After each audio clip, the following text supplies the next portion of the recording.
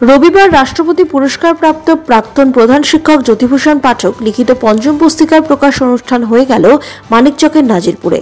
নাজিরপুরে একটি বাৎসরিক সাংস্কৃতিক অনুষ্ঠান ও সাহিত্য চর্চা আলোচনা সভায় রাষ্ট্রপতি পুরস্কারপ্রাপ্ত প্রাক্তন প্রধান শিক্ষক সুনীল দাস পরম্পরায় ঐতিহ্যের অধিকার নামক পুস্তিকার শুভ উদ্বোধন করেন। জ্যোতিভূষণ পাঠক ছিলেন মানিকচক শিক্ষানিকেতনের প্রধান শিক্ষক। গত 2021 সালে তিনি অবসর গ্রহণ করেন। তারপর থেকেই তিনি লেখনীতে মনোনিবেশ করেন। ইতিমধ্যেই তার প্রকাশিত 4টি গ্রন্থ ব্যাপক সুনাম কুড়িয়েছে। মানিকচক তথা গ্রাম বাংলার সামাজিক রীতিনীতি, গুপ্ত ইতিহাসের কথা বারংবার জ্যোতিভূষণ পাঠকের লেখনীতে উঠে এসেছে। এমনকি আঞ্চলিক জ্যোতিভূষণ পাঠকের খোট্টা ভাষায় লিখিত কবিতা গ্রন্থ প্রকাশ পেয়েছে। লেখক জ্যোতিভূষণ পাঠক জানান, তার সদ্য প্রকাশিত পরম্পরায় ঐতিহ্যের অধিকার নামক গ্রন্থে লেখকের 3 পুরুষের বিভিন্ন গল্প ও ঘটনার কথা তুলে ধরা হয়েছে।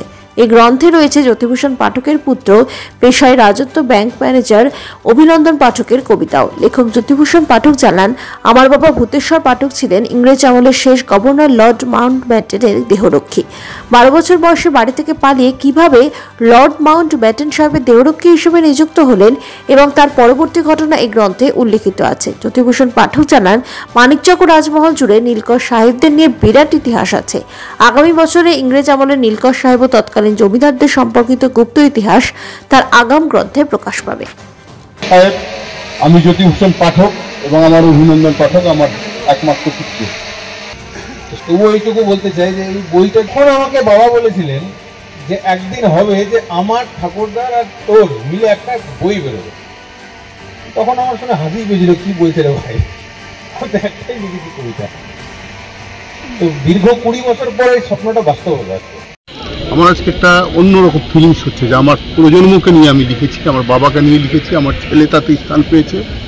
এই একটা অন্য ফিলিংস।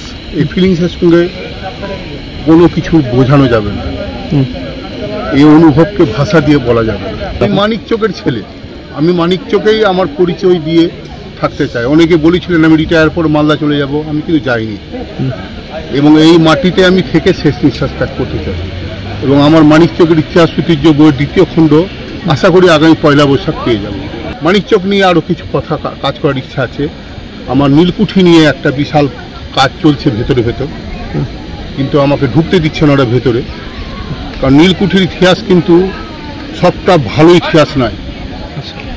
নীলকুঠির জমিদার যারা ছিলেন নাজিরপুরে, নূরপুরে বাড়ি, তাদের ইতিহাস আরও সেই ইতিহাসগুলোকে আমি চেষ্টা করছি, যদি আনতে পারি তাহলে এটা হবে। আর মানিকচক থানা নিয়ে আমার একটা কাজ চলছে, সেটা মানিকচকের ইতিহাস বই বেরিয়ে যাবে। পাথর ছাড়াই প্রতিকার সম্ভব। মালদার প্রাচীনতম ভৃগু বংশ জ্যোতিষী পণ্ডিত এস শাস্ত্রী। দাম্পত্য সমস্যা, বিবাহে বাধা, ব্যবসায় অবনতি, পরীক্ষায় অকৃতকার্যতা, ভাগ্য গণনা, গোষ্ঠী বিচার, ঠিকুচি গোষ্ঠী এবং মৃত্যু ছাড়া সকল সমস্যার সমাধানের জন্য যোগাযোগ করুন জগদম্বা জ্যোতিষ কেন্দ্র, বিবেকানন্দ স্কুলের পাশে, মালদা।